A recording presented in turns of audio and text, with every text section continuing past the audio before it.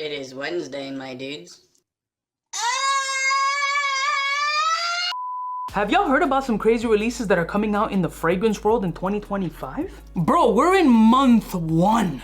And I'm already seeing some gems dropping this year. Now, there are some fragrances that definitely caught my interest, and we're gonna be going over them because I'm very much anticipating these releases, which are probably released overseas. But of course, as usual, America gets the shaft when it comes to the frags. So let's roll my music so I can put you on to some of the fragrance releases that I'm really anticipating in 2025.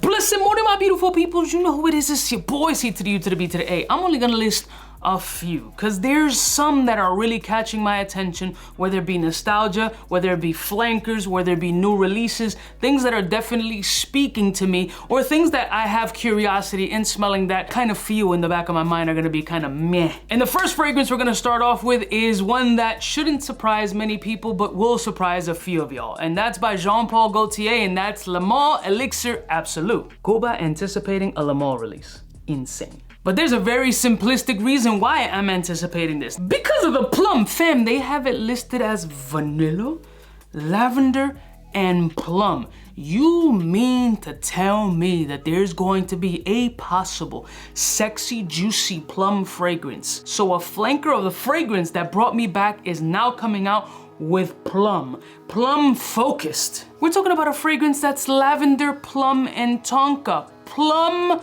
focused. How am I not going to be hype about a fragrance that's plum focused? We're not only talking about a Le Male fragrance, we're talking about a flanker of the Le Male fragrance that brought me over to the Le Male world, that brought me back into a space like, oh nah, y'all doing some fire shit. Now, I believe the fragrance is released overseas. Maybe there are videos out there. I haven't watched any reviews or videos on anybody talking about any of the fragrances on this list because I like to make my own interpretations. And truth be told, if you don't know already, doesn't really matter what we say. It's your skin, your nose, your style, your preference is gonna determine if these fragrances are dope or not. Now, in this case, I'm giving the benefit of the doubt to Jean-Paul Gaultier when it comes to a plum fragrance, because when plum is in the heart, I'm hoping that it's the centerpiece of that fragrance, because like I predicted many moons ago, dudes are really starting to get into more gourmandy fragrances, and plum being one of those notes that just speak to masculinity, embracing sweetness and fruity notes. I have very high hopes for that fragrance, and trust me, if I got a European connect,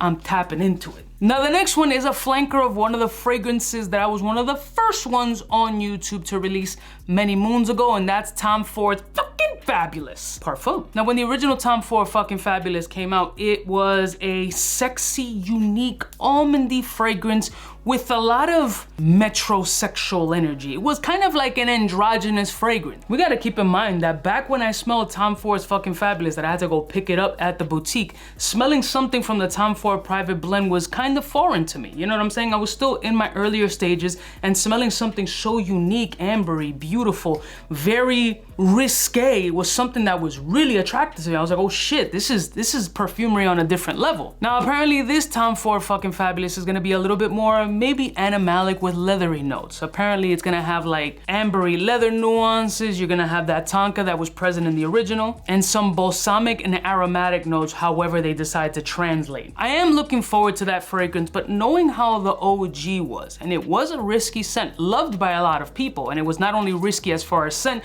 but as far as marketing as well. I'm definitely curious to smell that fragrance. Do I wanna pay retail for it? I don't know. I might just try to sneak over a sample just to see what type of vibe and energy it is. I think that would be the most responsible thing to do, because I'm already starting 2025 in wild debt. But as far as hype is concerned, I'm hype about fucking Fabulous Parfum.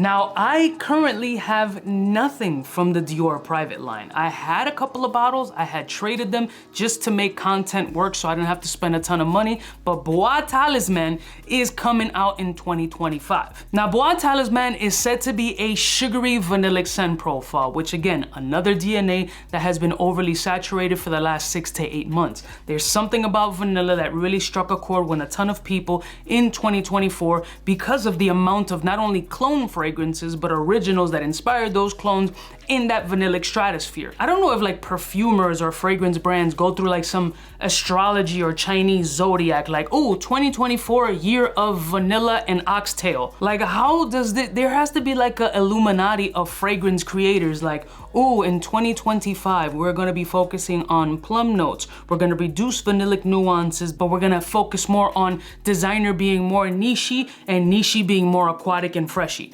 I don't know, but I do know Big Brother's watching us. But I am curious to smell the fragrance because it's vanillic, sugary, smoky, at least according to the notes. But those Dior's are so fucking expensive and tough to get on the gray market for a discounted price. I don't mind spending the money, but I have to feel like I'm getting a bit of a deal. I like a little bit of a discount on anything that I buy. It just makes me feel better as a hoarder, as a blind buyer, as a habitual spender, as somebody who clearly has an issue fiscally. I want to feel like I'm getting a deal. So yes, I really want to smell that fragrance. I don't want to pay full retail. I need to see it on the gray market, which is gonna be tough. It's gonna be an eBay, then I gotta risk, oh, is this shit gonna be real or fake? And I'm gonna have to deal with those fucking emotions. But Bois Talisman by Dior, one I'm keeping an eye on. Another monster by Amouage, Purpose 50. I'm kind of like, oof.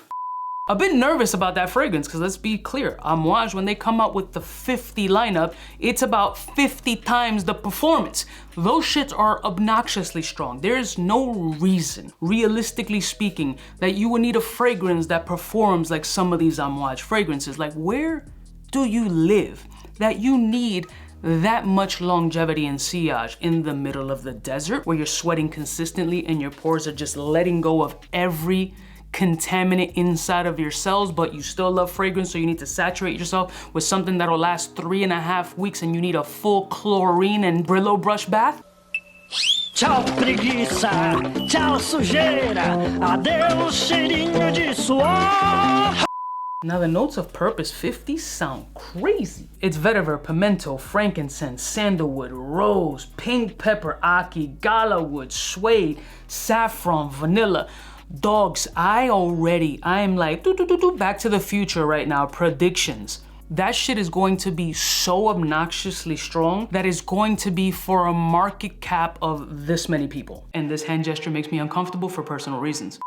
But that's another fragrance that's gonna be very expensive and I still wanna smell it. That's probably gonna be a sample joint, although I have a great relationship with Amouage, so they might shoot a sample over to the kid and that'll be great, because then I'll be able to tell you, yo, is this shit lit or is this shit haraka? But am I looking forward to trying it? Yeah, I'm a big fan of the Amouage brand, so gimme. Now, Stronger With You Parfum.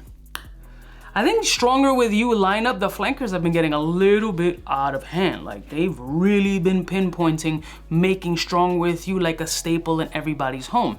I understand it. They are great scents. Even though with a variety and they all kind of cross and intermingle, they're still beautiful scents with a lot of character and mass appeal. At the end of the day, we seem to forget that there's different nuances in the fragrance space. There's people who just want to smell dope. There's people that want to smell dope with exclusivity. There's people that look at it from the artistic perspective. And there's people that just go for the niche, underground, making fragrance at home, the purity, the art, the love of it. And the great thing about life is you don't have to subject yourself or put yourself in any specific box. You can bounce between all of them like I do. I am faithful to no one. What the? No, not no one, but you know what I mean.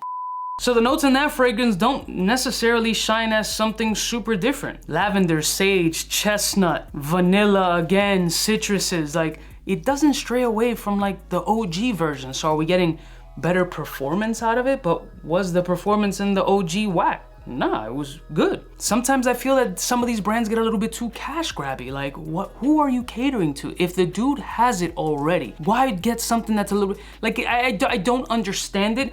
But this is assumption. I haven't smelled the fragrance. It could be the exact same note breakdown and smell completely different. So I definitely want to give it a chance because the lineups are good. The Stronger With You lineups are extraordinarily solid lines that have massive crowd-pleasing energy. So why not give it a go and spend a little bread? Now I know Dior Homme Intense 2025 is out. It's funny how I've seen people's reactions to the last Dior Homme Parfum release. It's beyond polarizing and hysterical to see people's feathers get so ruffled by scented water. It's insane. It shows people's love and passion, and I understand that. But y'all motherfuckers is getting mad over stupid shit. My thought process on the Dior Homme Parfum is I was comparing it, which Maybe I shouldn't have, but I am. You're calling it that, I'm taking it as that. Now, is the new Dior Homme Parfum 2025 good? This shit is aight. If you've never smelled the other one, this ain't gonna piss you off. They not in the same vein. It shouldn't be named the same. They did it, it's over with, it is what it is. In 5 years down the line, like I said in the last video, am I gonna start praising it and say I love that shit?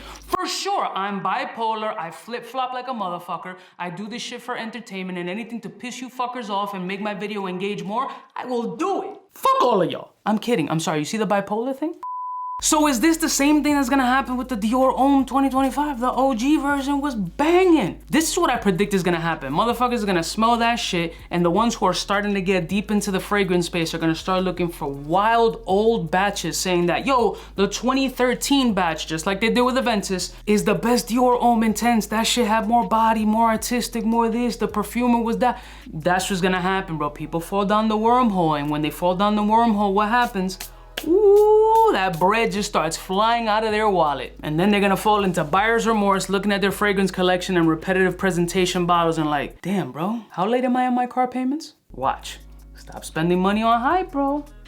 And finally, a house that doesn't get any kind of love, but I find it to be on the artistic route, and that's 𝗙𝗪𝗏 Uruk Chronicles, to be exact. First of all, that green bottle already scares me and captivates me. I mean, we're talking about a brand that dropped the Fat Electrician, which is a phenomenal vetiver freshy fragrance that I absolutely love. But this is also the brand that dropped Secretions Magnifique, which is literally pus, semen, blood. Those are some of the notes listed in that fragrance, and if you haven't seen my reaction to that video, I highly suggest you do so. Maybe I'll put a link somewhere in the video so you guys can enjoy me gagging like I was taking a huge Never mind. TMI. That's crazy. Pause. Now, Uruk Chronicles seems to be a strawberry-focused fragrance, but what happens with these artsy brands and strawberry-focused fragrances? Strawberry is a weird note in perfumery. It can come off really medicinal, cough syrupy, and childish, like lip glossy shitty. Or if done beautifully, it can have a little bit of a green element complemented by that beautiful sweet and tart essence of an actual strawberry. But then it's got corresponding notes like tangerine, iris, cypriol oil. Then it's got some other aroma chemicals that I'm not familiar. Palmer rose, I'm assuming it's the type of rose. And then the other one is, what the hell's that shit called? Akisnamnaka. You're not gonna know what it smells like, so it doesn't even fucking matter me saying it. But I am very interested in some of their releases. Once they hit the gray market, they actually hit on a nice price point, like sub $100, which I'm all about. Is it gonna be good? Is it gonna be something that I'm gonna be able to sample? Not really, because samples to find those 𝗙𝗪𝗏 oranges is not the easiest shit to do. But I'm hype and excited to find out about them shits. Yo, so essentially, these are some of the fragrances that I'm anticipating the release in 2025. Again, some of these fragrances might be out already. Some content creators may have them. They got overseas plugs. The brands actually send them, whatever the case may be. I haven't gotten my nose on any of them as of yet. As soon as I do, obviously you'll get some content, but let me know if there's other fragrances that seem to be super dope. Leave it in the comments below and I'll put it on my list. So I can go to the brands and be like, come on, send me this, please. 2025 is the year of begging, bro. Fuck it. I love y'all mother suckers from the heart. Don't forget to like, share, and subscribe, and I'll see y'all bitches next time. You know who it is, biggest in the game. Smooches. Fly gun holder, money folder, roller, start attack when it's time to call back. For the rough, rugged, and raw way, this nigga Jay, it's a game, but he don't play. Hey, for all the chicks that got dead in the penthouse suite on top of my mom's crib. It's nonsense, you never get in. It's nonsense that you would think that you would.